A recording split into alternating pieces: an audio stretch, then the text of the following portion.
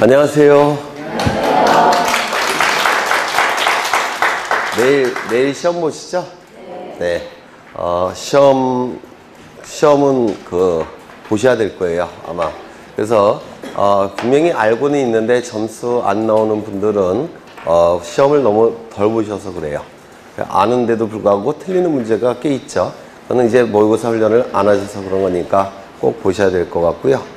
얼핏 공시법령을 보니까 요약집에서 거의 다 있는 것 같아요. 그래서 제가 낸 문제는 아니지만 요약집에 거의 100% 있는 것 같으니까 좀 보시면 될 것 같아요. 좀 쉽게 낸 것 같아요. 원래 이제 방문각 시험은 좀 쉽습니다. 문제들이. 네, 꼭 보셔야 될 테고요. 지난 시간에 한 걸 좀 확인해 보면 검인계약서 보셨을 텐데요. 검인계약서. 이 검인계약서를 첨부하는 경우는 4가지 요건이 충족이 될 때 첨부한다고 했죠. 첫 번째, 등기 원인이 계약일 때. 두 번째, 등기의 목적이 소유권 이전 등기를 목적으로 할 때. 세 번째, 부동산에 관하여. 네 번째, 실체관계와 부합하는 등기를 위해서 검인계약서를 첨부합니다. 따라서 등기 원인이 계약이 아니라고 한다면 첨부할 필요가 없어요. 예를 들어서 법률 규정, 상속, 공용증서 뭐 이런 것들, 아니면 단독행위, 이때는 검인계약서 첨부하지 않습니다. 등기의 목적이 소유권 이전 등기를 목적으로 할 때 첨부하니까 소유권 이전에 가등기나 지상권, 전세권, 이딴 등기를 신청할 때는 첨부하지 않을 겁니다. 부동산에 관해서 첨부하는 거니까 우리 등기법은 부동산이 건물, 토지죠. 따라서 선박이나 임목 등기 이럴 때는 검인계약서 첨부하지 않을 겁니다. 그 다음에 실체관계와 부합하는 등기를 위해서 검인계약서를 첨부하기 때문에 강공수의 촉탁에 의한 등기는 검인계약서 첨부하지 않습니다. 즉 국가나 지방자치단체가 등기를 촉탁할 때는 검인계약서 첨부하지 않을 겁니다. 이 검인계약서가 첨부가 되면 관할관청은 형식적 요건만을 심사하죠. 즉 서면조사 갖고 끝납니다. 형식적 심사한다 기억해 두셔야 될 겁니다. 그렇겠죠. 그 다음에 또 공부한 것이 뭐가 있었습니까? 토지거래 허가정보. 이 토지거래 허가정보는 거래가 유상일 때, 등기의 목적이 소유권 이전 등기를 목적으로 할 때, 아니 잘못 얘기했네. 거래가 유상일 때, 등기 원인이 계약이거나 예약일 때, 등기의 목적이 소유권 이전 등기나 지상권 등기를 목적으로 할 때, 물론 예약이 포함되니까 가등기도 포함된다고 했습니다. 그렇죠. 이때는 토지거래 허가 정보를 첨부할 겁니다. 따라서 유상일 때 첨부하는 거니까 무상일 땐 첨부하지 않겠죠. 계약이나 예약일 때 첨부하니까 단독행위나 법률 규정은 첨부하지 않을 겁니다. 소유권 등기나 소유권 가등기, 지상권 등기나 지상권의 가등기를 신청할 때만 첨부하기 때문에 다른 등기를 신청할 때는 첨부하지 않을 겁니다. 그리고 이 토지거래 허가 정보는 계약도 토지거래 허가 구역이고 등기 신청할 때도 토지거래 허가 구역이어야지만 토지거래 허가 정보를 첨부한다라고 했습니다.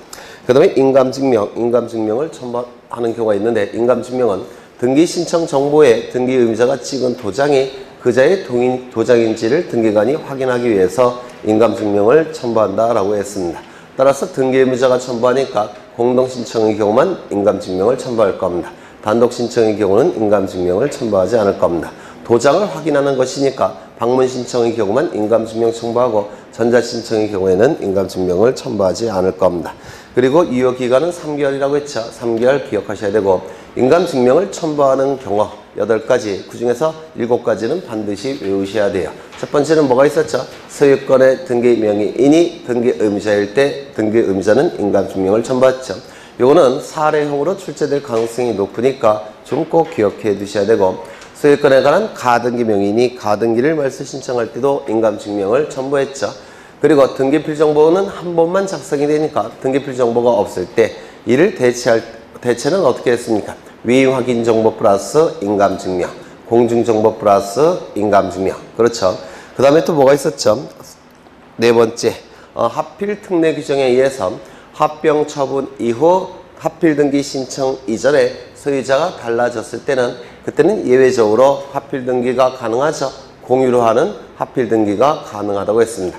이때 이 하필 등기 신청할 때 그 공유자의 확인서가 첨부가 돼야 되는데, 이때 확인서에 찍혀 있는 도장이 그자의 인감증명인지를 확인하기 위해서 찍힌 도장이 그자의 도장인지를 확인하기 위해서 인감증명을 첨부한다고 했습니다.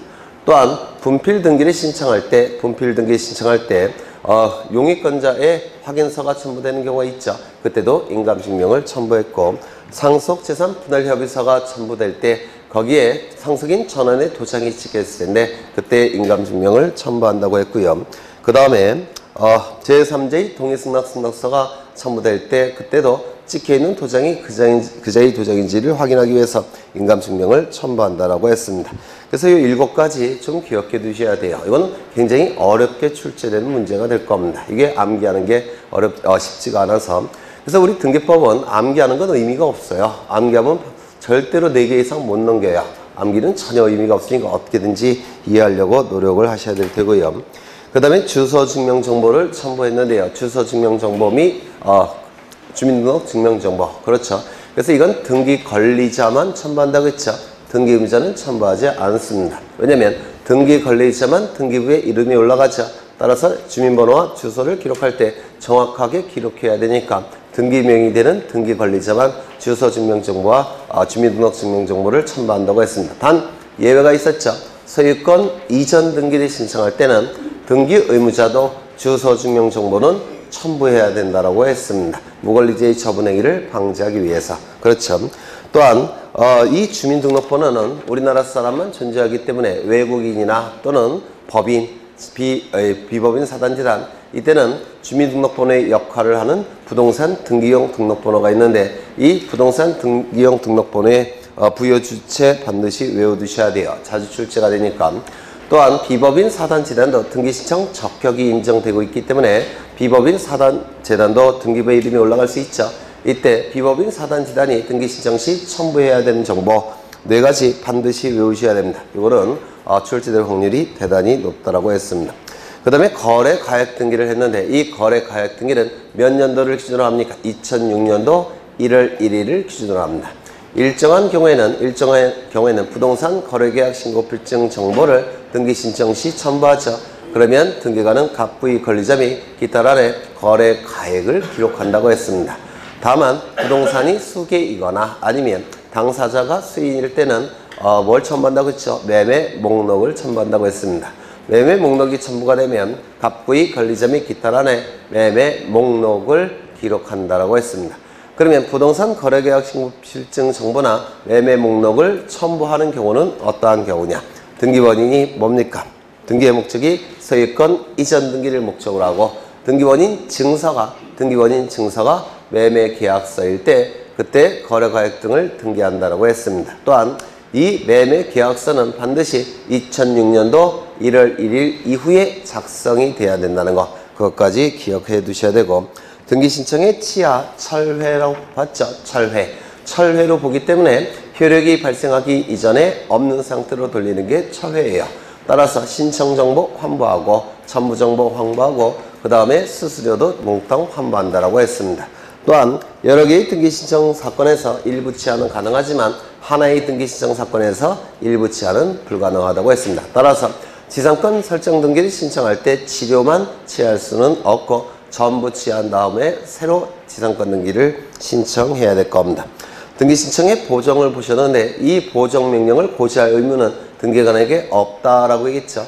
그래서 등기관은 각하 결정을 해도 되고 보정 명령을 고지해도 상관이 없습니다. 이건 어디까지나 등기관의 재량이라고 얘기했고요. 그 다음에 등기 신청 사건이 등기할 것이 아닌 경우 이것도 한 문제가 반드시 출제가 되죠. 29조치 이후 등기 신청 사건이 등기할 것이 아닌 경우 이건 민법 지식을 이용해서 하나씩 한 줄씩 이해를 하셔야지만 득점하실 수가 있을 겁니다. 그 다음에 등기필 정보가 나오는데 예전에 등기필증이라는 제도가 있었는데 등기필증 제도는 2가지 기능을 수행했죠. 영수증의 기능과 등기 의무자가 권리가 있다는 사실을 등기관에게 확인시키는 기능을 수행했는데 이때 영수증의 기능은 뭐가 대신한다고요? 등기완료 통지. 또한 등기의무자에게 권리가 있다는 사실을 등기관에게 확인시키는 기능. 이는 등기필 정보가 그 기능을 수행한다고 했습니다. 근데 이때 등기필 정보는 그 기능을 수행하기 위해선 일정한 요건을 구비해야 되는데 그 일정한 요건 첫 번째 권리에 관한 등기일 것, 두 번째 등기 신청인이 존재할 것, 세 번째 새로운 등기명인이 존재할 것, 네 번째 등기 신청인과 새로운 등기명인은 동일한 사람일 것. 이 4가지 요건을 충족할 때 새로운 등기명인에게 작성 통지가 되는 것이 등기필 정보라고 얘기했습니다. 따라서 권리에 관한 등기가 아니라면 등기필 정보는 작성되지 않을 테고 등기 신청인이 없을 때도 등기필 정보가 작성되지 않을 테고 새로운 등기 명인이 존재하지 않는 등기도 등기필 정보가 작성되지 않을 겁니다. 또한 등기 신청인과 새로운 등기 명인이 동일한 사람이 아닐 때도 등기필 정보가 작성되지 않죠. 이때 네 가지 정도는 꼭 외워두시라고 했죠. 첫 번째, 승소한 등기무죄의 판결에 의한 등기 신청. 두 번째, 채권자 대위 신청. 세 번째, 집권 보전 등기. 네 번째, 강공서의 취역탁에 의한 등기. 이때는 등기필 정보는 작성되지 않는다고 했죠. 다른 사람이니까. 다만 등기필 정보를 작성하지 못하니까 통지도 못 해주겠죠. 다른 방법으로 통지합니다. 뭡니까? 등기완료 통지를 한다고 했습니다. 그래서 이 등기완료 통지는 두 가지 종류가 있어요. 영수증으로서의 등기완료 통지와 등기명인에게 등기필 정보가 작성 통지되지 않는 등기명인에게 알려주는 등기완료 통지 두 가지가 있다라고 했습니다. 그래서 등기필 정보까지 지난 시간에 한 것 같아요. 등기완료 통지까지. 그 다음에 오늘은 이제 소유권 보존 등기를 보실 겁니다. 소유권 보존 등기. 가장 어려운 것까지 오늘은 보실 거예요. 가장 어려운 것까지. 여기 갑은 이 부동산에 대해서 이 부동산을 소유하고 있습니다. 소유하는 경우는 보통 세 가지가 논의가 되는데, 첫 번째, 건물을 신축하면 신축한 자가 무조건 소유하죠. 두 번째, 공유수면을 매립하게 되면 매립한 자가 무조건 소유하게 될 겁니다. 또한 규약상 공용 부분이 폐지가 되면 이게 뭐로 복귀가 된다고 했습니까? 전유 부분으로 복귀가 된다고 했죠. 따라서 전유 부분으로 복귀가 되기 때문에 소유자가 나타난다라고 했습니다. 그렇겠죠. 이 경우에는 이 갑은 이 소유 상태를 권리로 인정하는 것이 소유권이라는 권리입니다. 이러한 경우에 갑은 소유권을 취득할 수가 있는데, 이 취득한 소유권을 다른 자로부터 보호를 받고자 합니다. 보호를 받기 위해서는 다른 사람에게 공시해야 돼요. 내가 이 부동산에 대한 소유권을 가지고 있다는 사실을 알려야 됩니다. 침해하지 말라고. 그래서 공시해야 되는데, 공시하는 방법이 있겠죠. 부동산은 공시하는 방법이 뭡니까? 등기를 갖추는 거예요. 그래서 등기를 갖춰달라고 갑은 등기소에 가서 보전 등기를 신청하게 될 겁니다. 그래서 이 보전 등기란 말 자체가 존재하는 소유권을 보호받기 위해서 최초로 갖추는 공시 방법인 등기, 이게 보전 등기라는 거예요. 존재하는 소유권을 보호받기 위해서 최초로 갖추는 공시 방법인 등기, 이를 보전 등기라고 얘기할 겁니다. 당연히 등기비자는 존재하지 않으니까 단독 신청이겠죠. 따라서 말소도 단독 신청, 말소 회복도 단독 신청을 통해서 이루어지게 될 겁니다. 이 보전 등기 신청이 이루어지게 되면 등기관은 보전 등기를 실행하게 될 겁니다. 1번 소유권 보전 갑, 이렇게 등기가 실행이 될 겁니다. 그러면 이 등기를 신청하는 갑은 소유권자로 등기가 되죠. 소유권자로 등기가 이루어집니다. 그러면 소유권자로 등기가 되기 위해서는 이 갑은 자신에게 소유권이 있다는 사실을 등기관에게 증명을 해야 될 겁니다. 이 증명할 수 있는 자만 보전 등기를 신청할 수가 있을 거예요. 그런데 이 보전 등기 신청할 때는 등기필 정보라는 게 있습니까? 없습니까? 아직 만들어지지 않았죠. 따라서 등기필 정보를 가지고 소유권을 증명할 수는 없습니다. 그러면 소유권을 증명할 수 있는 자만이 보전 등기를 신청할 수가 있을 텐데, 소유권 보전 등기를 신청할 수 있는, 소유권을 증명할 수 있는 자가 몇이 있느냐? 넷이 존재합니다. 하나, 둘, 셋, 넷. 요 넷을 반드시 암기하셔야 될 겁니다. 넷을. 요약지를 보시고 외워보죠. 첫 번째, 토지대장, 임야대장, 건축물대장에 최초의 소유자로 등록된 자, 그 상속인, 그 밖에 포괄 승계인. 그렇죠. 다시요. 같이 꼭 외우셔야 돼요. 토지대장, 임야대장, 건축물대장, 즉 대장에 최초의 소유자로 등록된 자, 그 상속인, 그 밖에 포괄 승계인. 그렇죠. 꼭 외우셔야 됩니다. 그자는 대장에 의해서 소유권을 증명할 수가 있기 때문에 보전등기 신청이 가능하고, 소유권이 증명되기 때문에 등기관은 보전등기를 시행해 줄 겁니다. 두 번째, 확정 판결에 의해서 소유권을 증명하는 자, 이 자도 법원의 판단인 확정 판결에 의해서 소유권이 증명이 되기 때문에 보전등기 신청이 가능할 겁니다. 세 번째, 수용에 의해서 소유권 취득을 증명하는 자, 수용 절차를 통해서 소유권 취득이 증명되기 때문에 보존등기 신청이 가능할 겁니다. 네 번째, 특별자치도지사, 시장, 군수, 자치구청장의 확인에 의해서 소유권을 증명하는 자도 이때 보존등기 신청이 가능할 겁니다. 국가기관에 의해서 소유권이 증명되기 때문에 보존등기 신청이 가능할 거예요. 요 네 가지 반드시 외우셔야 돼요. 그래서 이 보존등기에서 가장 빈번하게 출제가 되는 것이 요 네 가지를 물어보는 겁니다. 다시 한번 외워보죠. 대장에 최초의 소유자로 등록된 자, 그 상속인, 그 밖에 포괄 승계인. 두 번째, 확정 판결에 의해서 소유권을 증명하는 자. 세 번째, 수용에 의해서 소유권을 증명하는 자. 네 번째, 특별자치도지사, 시장, 군수, 자치구청장입니다. 그냥 구청장이 아니고요. 자치구청장이에요. 자치구청장의 확인에 의해서 소유권을 증명하는 자는 보존등기 신청이 가능할 겁니다.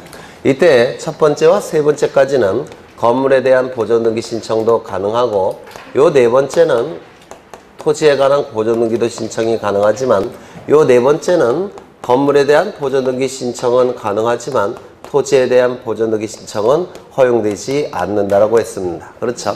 그래서 요걸 갖고 자꾸 문제를 내요. 요걸 갖고 네 번째, 확인서는 건물에 대한 보존등기 신청만 가능하고 토지에 대한 보존등기 신청을 허용하지 않습니다.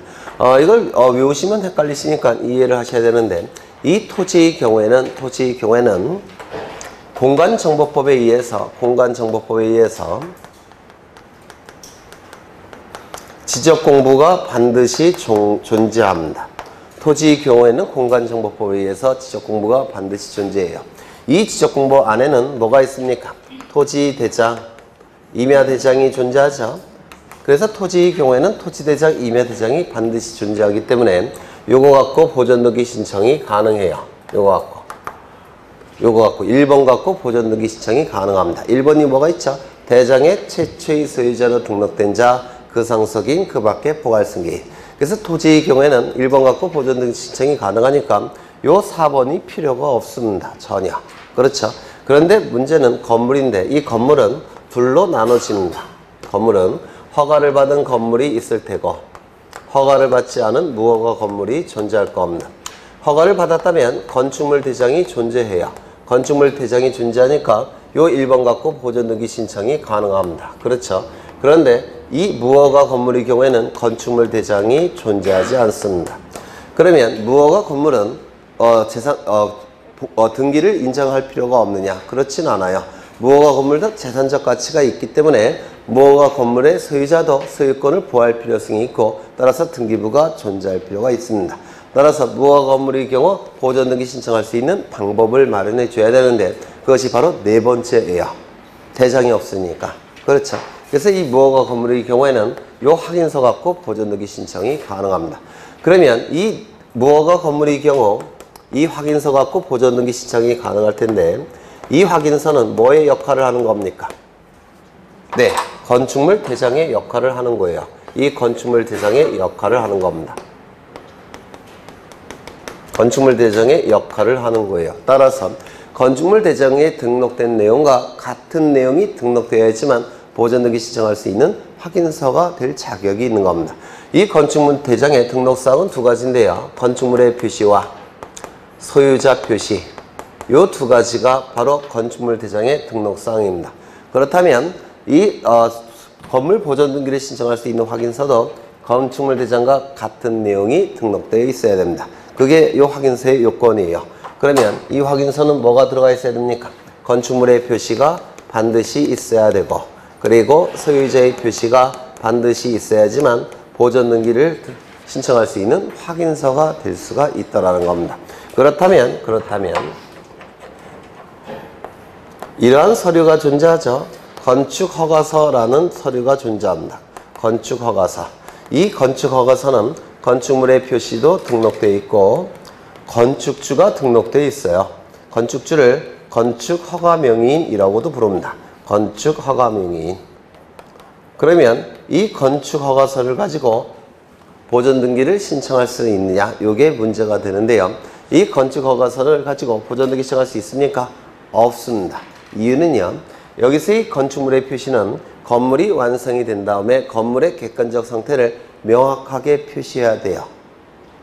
건물의 객관적인 상태를 명확하게 표시해야 되는데 이 건축허가서의 건축물의 표시는 건물이 완성된 후에 작성이 된 겁니까? 완성되기 전에 작성이 된 겁니까? 완성되기 전에. 따라서 건물의 객관적 상태를 명확하게 표시할 수가 없습니다. 따라서 이 요건 충족하지 못한 것으로 봅니다. 그리고 두 번째, 이 건축주를 소유자로 볼 수가 있느냐? 우리나라는 남의 이름을 빌려서 건물을 짓는 경우가 굉장히 많아요. 따라서 이 건축허가 명의는 소유자가 될 가능성이 그다지 높지 않습니다. 그래서 이 요건도 충족하지 못합니다. 그러면 이 건축허가서 가지고 건물에 보존등기 시행할 수 있다 없다? 없다. 이렇게 기억해 두셔야 돼요. 꼭 기억해 두셔야 됩니다. 이제 첫 번째부터 보실 건데요. 첫 번째, 토지대장, 임야대장, 건축물 대장에 최초의 소유자로 등록된 자, 그 상속인, 그 밖에 포괄승계인은 보존등기 신청할 수 있다라고 얘기하는데, 그러면 이게 대장인데 이건 대장입니다. 예전에 다 한 거예요. 이건 대장인데 부동산 표시사항이 기록이 되어 있고 최초의 소유자는 갑으로 등록되어 있습니다. 갑으로. 그러면 갑은 보존등기 신청할 수 있겠죠. 대장의 최초의 소유자로 등록된 자는 보존등기 신청할 수 있다라고 되어 있으니까 갑은 보존등기 신청이 가능할 겁니다. 그런데 갑이 을에게 이전 등록을 해줬다는 겁니다. 증여를 통해서 이전 등록을 해줬어요. 아직 등기부는 없기 때문에 이전 등기는 못 해주고 그냥 대장에서 이전 등록을 해줬다는 겁니다. 그러면 최초의 소유자로 등록된 자는 보존등기 신청할 수 있지만 이전 등록을 받은 자는 보존등기 신청할 수 있겠습니까? 없겠습니까?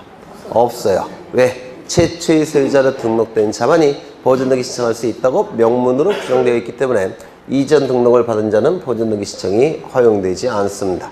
이게 원칙이에요. 그런데 예외가 있죠. 이건 대장인데, 마찬가지로 대장인데 부동산 표시사항이 기록되어 있고 최초의 소유자는 국가로 등록되어 있습니다. 국가로 등록되어 있다면 당연히 국가는 보존등기 신청할 수 있을 텐데 국가로 이전 등록을 받은 자도 보존등기 신청할 수 있느냐? 이게 문제가 된 사안입니다. 국가로부터 이전 등록을 받은 자가 보존등기 신청할 수 있느냐? 이건 가능해요. 왜냐하면 국가가 맨 처음에 탄생하면 국가 안에 있는 모든 토지는 국가 소유예요. 이를 국민들에게 하나씩 분배한 겁니다. 저한테 분배된 건 어딘지 한번 찾아봐도 없던데, 네. 여러분들은 갖고 있나요? 네. 여하간 국가가 국민들에게 맨 처음에 분배를 한 겁니다. 따라서 이것도 결국은 여기에 국가가 생략된 거나 마찬가지예요. 이거 이해가 되실까요? 따라서 요 갑이 보존등기 신청할 수 있는 것처럼 을도 보존등기 신청이 가능합니다. 이걸 좀 꼭 기억하셔야 되는데 원칙은 최초의 소유자로 등록된 자만 보존등기 신청할 수 있지만 예외적으로 국가로부터 이전 등록을 받은 자도 보존등기 신청이 가능하다는 겁니다. 이러한 논리이기 때문에 그래요. 이것도 국가로부터 이전됐지만 이건 생략한 겁니다. 네. 그러면 이제 최초의 소유자로 등록된 자는 보존등기 신청할 수 있다. 이걸 기억해 두셔야 되고 두 번째, 그 상속인 그 밖에 포괄승계인 이렇게 나와 있습니다. 그 상속인 그 밖에 포괄승계인. 여기서 그는 상속인도 꾸며주고 그 밖에 포괄승계인도 꾸며주는 겁니다. 따라서 여기서 그는 누구냐면 최초의 소유자로 등록된 자를 얘기하겠죠. 그래서 그 상속인은 누굽니까? 최초의 소유자로 등록된 자의 상속인이라는 뜻이에요. 그렇죠. 그 밖에 포괄승계인도 최초의 소유자로 등록된 자로부터의 포괄승계인이라는 뜻입니다. 이 포괄승계인에서 문제가 되는 자가 뭐가 있습니까? 유증이 문제가 되는데요. 이 유증은 둘로 나눠지죠. 유증. 유언을 통해서 증여하는 것을 유증이라고 부르는데 자신이 가진 재산을 포괄해서 유언을 통해서 다른 자에게 유증을 할 때 포괄유증. 자신이 가진 재산 중에서 하나를 딱 특정해서 특정해서 유언을 통해서 증여할 때 특정유증 이렇게 얘기를 할 겁니다. 그러면 포괄유증을 받은 자는 포괄승계인인가요? 특정승계인인가요? 포괄승계인. 특정유증을 받은 자도 포괄승계인입니까? 특정승계인입니까? 이건 특정승계인이죠. 이건 포괄승계인, 특정승계인이 될 겁니다. 그러면 최초의 소유자로 등록된 자의 상속인 또는 최초의 소유자로 등록된 자로부터 포괄유증을 받은 자, 이런 자들은 어떻습니까? 보존등기 신청이 가능하겠죠? 맞습니까? 그렇죠. 그러면 최초의 소유자로 등록된 자로부터 특정 유증을 받은 자는 보존등기 신청할 수 있습니까? 없을 겁니다. 그렇다면 여기 갑의 상속인은 보존등기 신청할 수 있겠습니까? 그렇죠. 상속인은 보존등기 신청이 가능할 겁니다. 그러면 갑으로부터 포괄 유증을 받은 자는 보존등기 신청할 수 있겠습니까? 있을 겁니다. 갑으로부터 특정 유증을 받은 자는 보존등기 신청할 수 있겠습니까? 없을 겁니다. 이건 허용되지 않을 거예요. 그렇다면 소유권 이전 등록을 받은 자의 상속인은 보존등기 신청할 수 있겠습니까? 을이 안 되니까 상속인도 당연히 안 되는 겁니다. 상속인에게 보존등기 신청을 인정하는 근거는요. 상속이 이루어지면 피상속인이 가지고 있는 모든 재산자 권리의 의무는 하나도 빠짐없이 승계가 되는 겁니다. 그래서 얘가 보존등기 신청할 수가 있으니까 얘도 보존등기 신청할 수 있는 거예요. 얘가 안 되면 당연히 상속인도 안 되는 겁니다. 그러면 이전 등록을 받은 자로부터 포괄 유증을 받은 자는 보존등기 신청할 수 있습니까? 당연히 안 될 겁니다. 특정 유증을 받은 자는요? 당연히 안 될 겁니다. 그렇죠. 당연히 될 수가 없어요. 그러면 얘는 어떨까요? 을로부터의 상속인은 보존등기 신청할 수 있겠습니까? 네, 이건 가능해요. 얘가 보존등기 신청할 수가 있으니까 그 상속인도 보존등기 신청이 가능할 겁니다.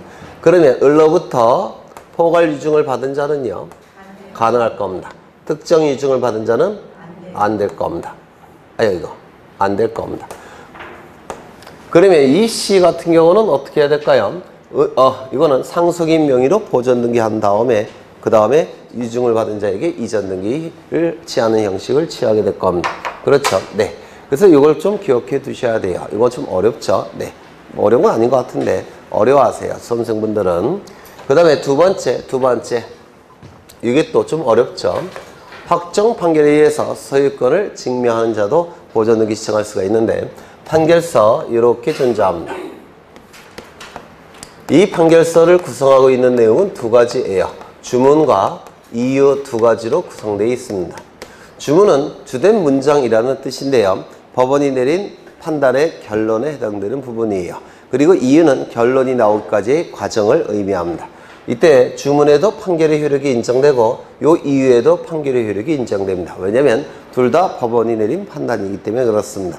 이 주문은 보통 두 줄에서 세 줄로 대단히 간략한데 이 주문의 끝문장이 뭐뭇을 확인한다 이렇게 끝나면 무슨 판결이라고 했습니까?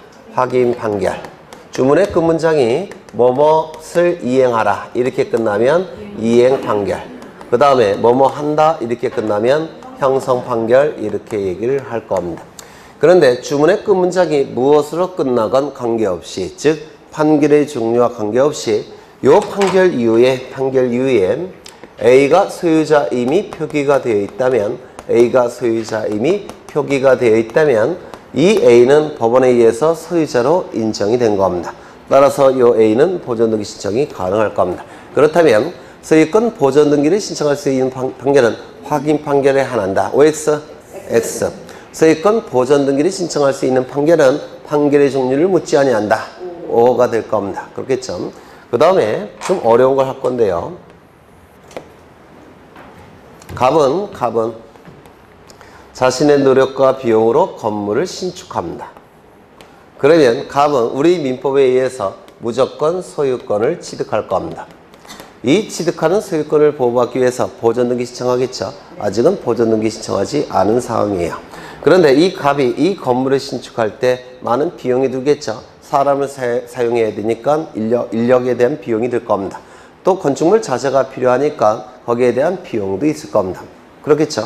각종 비용이 들 거예요. 그런데 갑의 친구 중에서 을이라는 놈이 친구인데요. 영수증을 위조합니다. 영수증을 위조해서 위조된 영수증을 가지고 소유권을 증명해서 대장에 자신의 이름으로 등록을 해버립니다. 건물의 표시, 그 다음에 최초의 소유자 을 이렇게 등록이 됩니다. 그러면 이건 저 건물에 대해서 법적 분쟁이 발생할 겁니다. 맞습니까? 네. 법적 분쟁이 발생할 테니까 이제 이 갑은 어떻게 해야 될까요? 법원에 소송을 제기할 겁니다. 그렇겠죠? 그 다음에 판결서가 나올 겁니다. 그러면 이 갑은 그 판결서를 가지고 이제 보존등기 신청할 수 있게 됩니까? 있을 겁니다. 대장에는 먼저 을의 이름으로 등록되어 있죠. 따라서 대장 갑의 이름으로 안 만들어 줄 거예요. 그러면 갑은 소유권을 증명하는 뭔가가 필요할 텐데 그 뭔가가 판결서가 될 수가 있다는 겁니다. 그래서 이 갑은 법원에 소송을 제기해서 판결을 받을 거예요. 주문은 아마도 이렇게 끝날 겁니다. 갑은 소유자임을 확인한다. 이런 판결이 나올 겁니다. 따라서 이 갑은 등기소에 가서 그 판결서를 가지고 보존등기를 신청하게 될 겁니다. 맞습니까? 그런데 이 판결을 만드는 가장 쉬운 방법은요. 요 갑이 동생한테 이렇게 얘기합니다. 내가 지금 판결서가 필요한데 소송을 빨리 끝내기 위해서는 너를 피고로 삼아야 되겠다. 대신 내가 돈 천만 원 줄 테니까 네가 피고가 되고 판결서 받으면 내가 보존등기 신청할 거다. 이렇게 얘기를 합니다. 동생한테. 그럼 이 판결은 보존등기 신청할 수 있는 판결이 됩니까? 안 됩니까? 안 돼요. 법적 분쟁이 발생한 자 사이에서의 판결이어야지만 그 판결은 보존등기 신청할 수 있는 판결이 될 수가 있습니다. 그러면 이걸 뭐라고 부르냐면 갑은 소송을 제기하는 자 원고가 될 테고요. 그 다음에 피고가 있어야 되겠죠. 피고는 법적 분쟁이 발생하는 자를 피고로 삼아야지만 그 판결은 유효한 판결이 될 수가 있다는 겁니다. 그걸 뭐라고 부르냐면 피고 적격이 있는 자라고 부릅니다. 피고 적격이 있는 자를 상대로 피고로 삼은 판결만이 보존등기 신청할 수가 있어요. 그러면 분쟁이 전혀 없는 자기 동생과 사이의 판결서는 보존등기 신청할 수 있는 판결이 될 수 있습니까? 없습니까? 없습니다. 이거 이해가 되실까요? 네. 그렇게 된다면 아무나 판결을 만들어낼 수가 있기 때문에 그래요. 그렇죠. 그래서 피고 적격이 있는 자, 즉 법적 분쟁이 발생한 상대방, 그 자를 피고로 삼은 판결만이 보존등기 신청할 수 있는 판결이 될 수가 있다는 겁니다. 여기까지 이해가 되실까요? 네. 그러면 이 피고 적격이 있는 자가 누구냐면 보존등기를 신청할 가능성이 있는 자가 바로 피고 적격자예요. 보존등기 신청할 가능성이 있는 자, 그 자를 피고로 삼은 판결만이 보존등기 신청할 수 있는 판결이 되더라는 겁니다. 그러면 을은 다시 그릴게요. 여기 을은 피고 적격이, 즉 피고가 될 수 있는 자격이 있겠습니까? 없겠습니까? 있어요. 있습니다. 왜요? 보존등기 신청이 가능하기 때문에 그렇습니다. 맞습니까? 그러면 요 을로부터 이전 등록을 받은 병은 피고 적격이 있을까요? 없을까요? 네? 을로부터 이전 등록을 받은 병은 피고 적격이 있을까요? 없을까요? 없어요. 왜요? 보존등기 신청할 가능성이 없기 때문에 그렇습니다. 이거 이해가 되실까요? 네. 그러면 을로부터의 상속인은 피고 적격이 있을까요? 있습니다. 포괄 유증을 받은 자는요? 네? 있을 겁니다. 특정 유증을 받은 자는 없을 겁니다. 그러면 병으로부터의 상속인은 피고 적격이 있을까요? 없겠죠. 그러면 포괄 유증을 받은 자는 없을 겁니다. 특정 유증을 받은 자도 없을 겁니다. 이거 이해가 되실까요? 보존등기 신청에 가능성이 있는 자만이 피고가 될 수가 있고 그 자를 상대로 판결을 받아야지만 그 판결은 보존등기 신청할 수 있는 판결이 될 수 있더라는 겁니다. 이거 이해가 되실까요? 그렇다면 얘는 피고 적격이 있을까요? 국가로부터 이전 등록을 받은 자는 피고 적격이 있겠습니까? 네? 아니, 피고 적격, 보존등기 신청 가능. 그걸 보시면 돼요. 얘 보존등기 신청할 수 있습니까? 있죠. 얘도 피고가 될 적격이 있는 자입니다. 그러면 을로부터의 상속인은요? 있을 겁니다. 포괄 유증을 받은 자도 피고 적격이 있습니다. 특정 유증을 받은 자는 없습니다. 이해가 되실까요? 그러면 얘는 어떨까요? 어디 갔지? 예. 피고 적격이 있겠습니까? 건축주, 건축허가명인. 피고 적격이 없습니다. 건축주를 상대로 판결을 받아봤자 보존등기 신청할 수 있는 판결이 될 수가 없어요. 왜 그런지 아시겠죠? 네, 보존등기 신청이 허용되지 않으니까. 그렇죠? 네. 그러면 이건 어떨까요? 이것도 대장인데 부동산 표시사항이 기록되어 있고 최초의 소유자로 등록된 자가 있다면 그 자는 그 자를 상대로 판결을 받아 보존등기 신청할 수 있겠죠. 최초의 소유자로 등록된 자가 있다면 그런데 거기 빈칸으로 되어 있다는 겁니다. 또는 등록은 되어 있는데 너무나도 불분명하다는 겁니다. 그때는 누구로 피고를 삼아야 되느냐, 이게 문제가 돼요. 누구를 피고로 삼아야 될까요? 최초의 소유자로 등록된 자가 없더라는 겁니다. 대장에. 그러면 누구를 피고로 삼아야 되겠습니까? 그렇죠. 이때는 부동산에 따라서 달라집니다. 이 부동산이 토지일 때는, 토지는 통치권이 미치는 공간적 범위이기 때문에 통치권 행사자가 이거 피고가 돼야 돼요. 누굽니까? 국가가 피고가 될 수 있는 겁니다. 그 다음에 이게 만약에 건물이라고 한다면, 건물은 모든 서류들을 대부분 시장구수 구청장이 보관하고 있습니다. 즉 지방자치단체가 보통 이걸 보관하고 있어요. 누구를 피고로 삼아야 될까요? 지자체, 즉 시장구수 구청장, 얘를 피고로 삼아야 됩니다. 이것도 좀 기억해 두셔야 돼요. 그렇죠? 그러면 이제 하나 더 보시면, 세 번째, 수용 절차에 의해서 소유권 취득을 증명하는 자도 보존등기 신청할 수 있다고 했죠? 네, 그러면 다 보신 거예요. 책을 좀 보죠.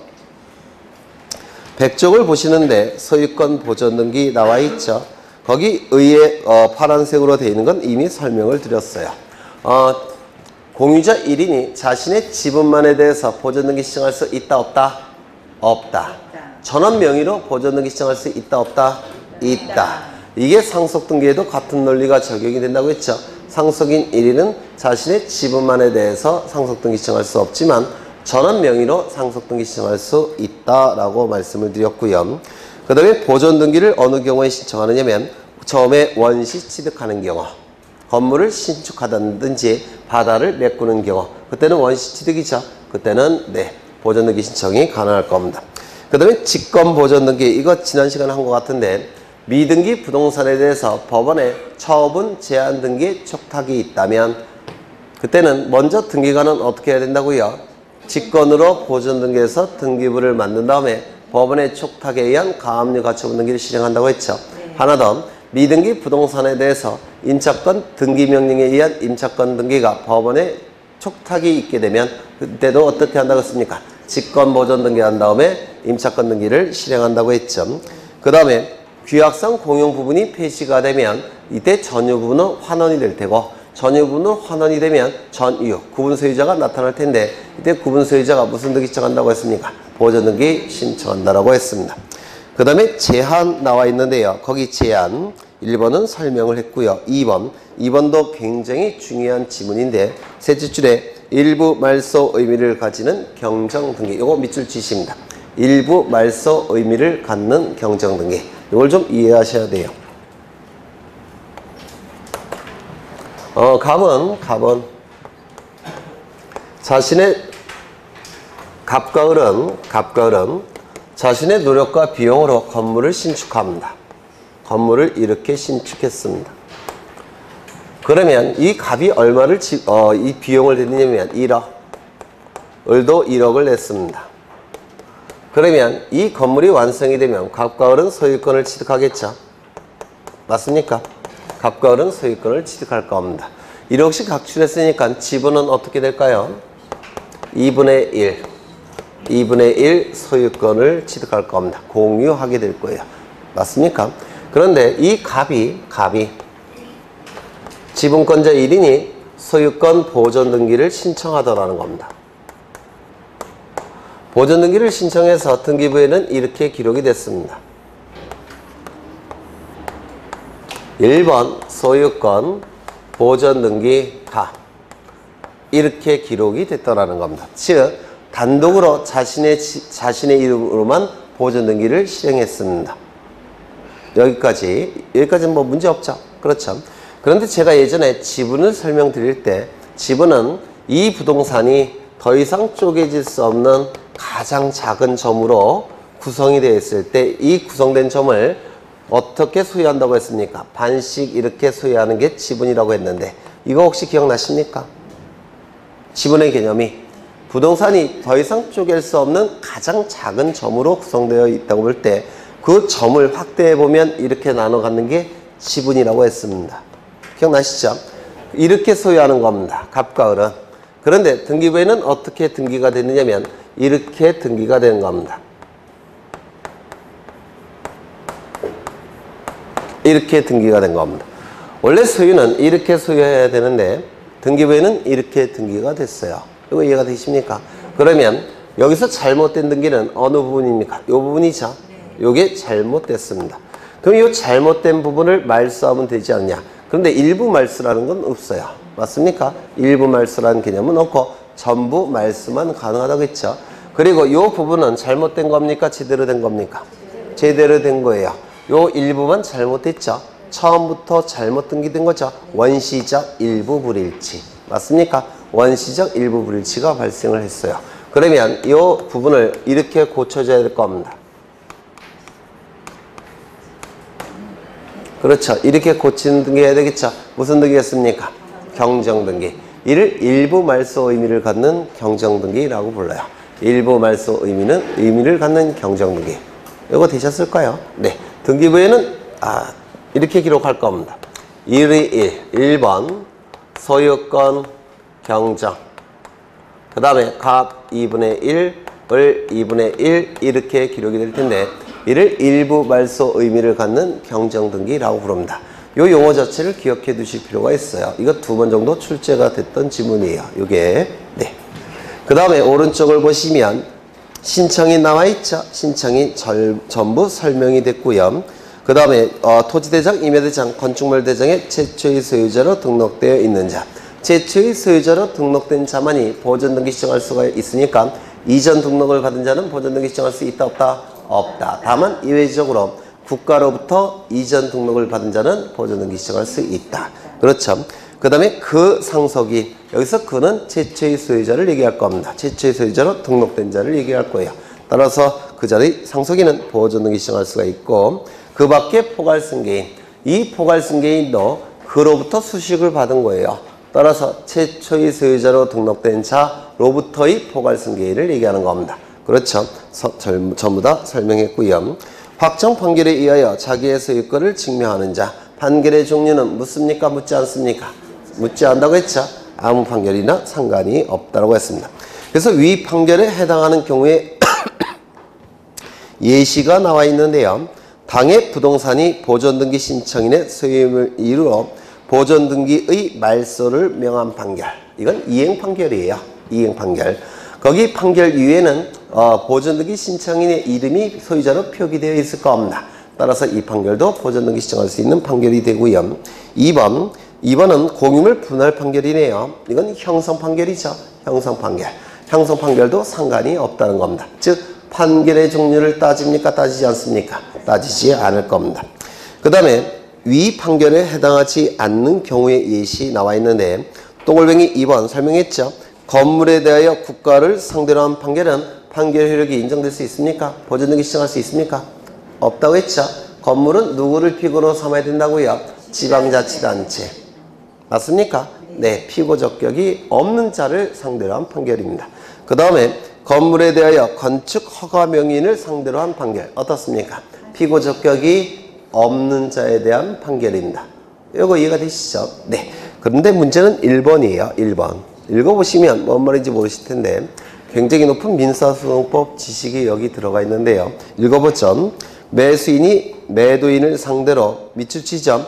토지 소유권 이전 등기를 구하는 소송. 이거 밑줄 치십니다. 토지 소유권 이전 등기를 구하는 소송. 이행소송입니다. 이행소송. 소송에서 매도인이 매수인에게 밑줄 치죠. 매매를 원인으로 한 소유권 이전 등기 절차를 이행. 여기 밑줄 칩니다. 매매를 원인으로 한 소유권 이전 등기 절차를 이행. 밑줄 치십니다. 치셨어요? 그 다음에 거기 밑줄 치신 다음에 화살표 여기 밑줄 치신 다음에 화살표 이렇게 뽑아내셔갖고 주문이라고 표기합니다. 주문 이렇게 표기합니다. 판결세 주문에 해당되는 부분이에요. 여기가 왜 주문에 해당이 되겠습니까? 이전 등기를 구하는 소송인데 이행이라는 문구가 있죠. 그러면 이행하라 이런 의미예요. 이게 주문에 해당되는 부분이에요. 되셨을까요? 그 다음에 그 옆에 당해 토지가 매도인의 소유임을 확인한다는 내용. 매도인의 소유임을 확인한다는 내용. 이거는 확인 판결의 주문에 해당되는 내용이겠죠. 맞습니까? 그렇죠. 그런데 판결서는 아까 말씀드린 바대로 판결서는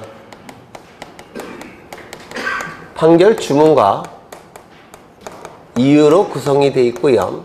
주문에도 판결의 효력이 있고 이유에도 판결의 효력이 있습니다.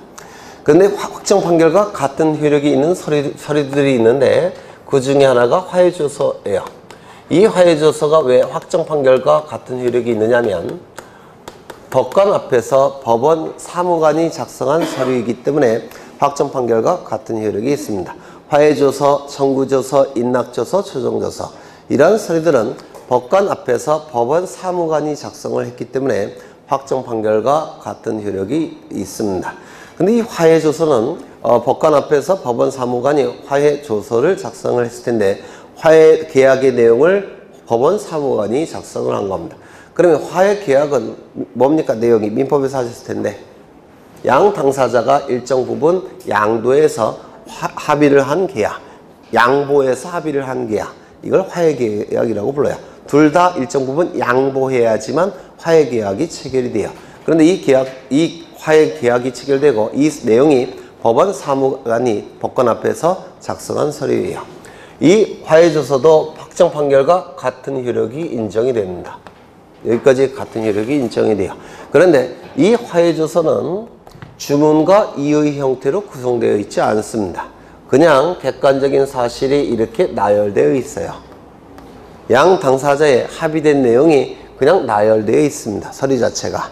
따라서 이거는 주문과 이유로 구성되어 있지 않고 객관적인 사실만 이렇게 나열되어 있는데 여기서 주문에 해당되는 부분은 화해계약의 결론에 해당되는 부분이겠죠. 그렇죠. 결론에 해당되는 부분이겠죠. 그래서 결론에 해당되는 부분은 판결문이 주문과 같은 부분이기 때문에 판결의 효력을 인정해 줍니다.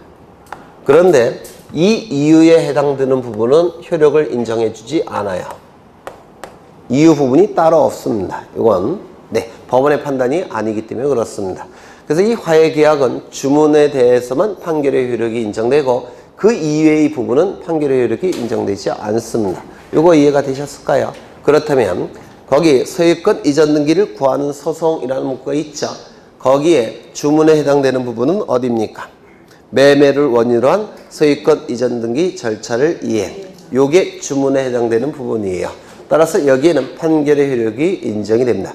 판결의 효력이 인정이 되니까 당사자 사이에 매매 계약이 체결되었다는 것은 인정받을 겁니다. 맞습니까? 그리고 이전 등기를 할 수 있다는 것도 인정을 받을 거예요. 그런데 그 밑 옆에 당해 토지가 매도인의 소유임을 확인한다는 내용, 이거는 판결의 효력을 인정할 수가 없습니다. 요 부분은 판결의 효력이 인정될 수가 없기 때문에 매도인은 소유권자임이 인정이 될까요? 판결력이 인정이 안 된다니까. 매도인은 그 토지가 매도인의 소유임을 확인한다는 내용, 이거는 판결의 효력이 인정되지 않더라는 겁니다. 따라서 이 문구를 기준으로 해서 보존등기 신청할 수 있느냐? 없더라는 겁니다. 이 문구를 기준으로 해서 보존등기 신청은 허용되지 않습니다. 그래서 주문에 해당되는 부분만 판결의 효력이 인정되고 그 이외의 부분은 판결의 효력을 인정하지 않습니다. 이거 이해가 되실까요? 이게 화해조서의 내용이에요. 따라서 이 화해조서를 가지고 보존등기 신청할 수 있겠습니까? 없습니다. 매도인은 보존등기 신청이 허용되지 않습니다. 정말 어렵죠? 네. 이게 민사소송법 내용이라서 좀 어려워요. 네. 그 다음에 다 설명을 했고요. 수용은 뒤에 나옵니다. 나오시는 게 아니라. 네. 102쪽을 보시면 특별자치도지사, 시장군수, 자치구청장이 확인에 의하여 자기의 소유권을 증명하는 자도 보존등기 신청할 수 있다고 했죠. 여기서 조심하셔야 될 것은 자치구청장이라는 거. 자치구청장만 보존등기 신청할 수가 자치구청장의 확인서만 보존등기 신청이 가능합니다. 그리고 그 밑에 보시면 건물의 경우로 한정된다라는 표현이 있습니까? 네, 이걸 꼭 기억하셔야 돼요. 건물의 경우로 한정이 됩니다. 그 다음에 요건 거기 1번, 2번 건물의 표시, 소유자의 표시 나와 있고요. 그 다음에 거기 동글뱅이 2번에 좀 밑줄 치죠. 문제가 어렵게 나오면 이것도 내는 경우도 있어요. 집합 건물의 경우에는 한 동 건물의 표시 및 한 동의 건물을 이루는 모든 구분 건물의 표시가 구체적으로 기록되어 있어야지만 보존등기 신청할 수 있는 확인서가 되더라는 겁니다. 이것도 각 모의고사에서 출제하는 경우가 있습니다. 그 다음에 등기 신청, 등기 실행. 여기서 꼭 기억하셔야 될 게 뭘까요? 2번. 소유권 보존 등기는 등기원님과 그 날짜를 기록합니까? 기록하지 않습니까? 기록하지 않아요. 소유권을 취득하는 방법이 워낙 다양하기 때문에 등기원인을 따로 기록할 수가 없습니다. 그리고 소유권을 취득하는 날짜가 워낙 불분명하기 때문에 등기원인 날짜도 기록하지 않습니다. 이건 굉장히 시험에 잘 나오는 문구점. 그 다음에 이제 유증을 원인으로 한 소유권 이전 등기. 벌써 1시간이 가버렸네요. 잠시 쉬었다 하겠습니다.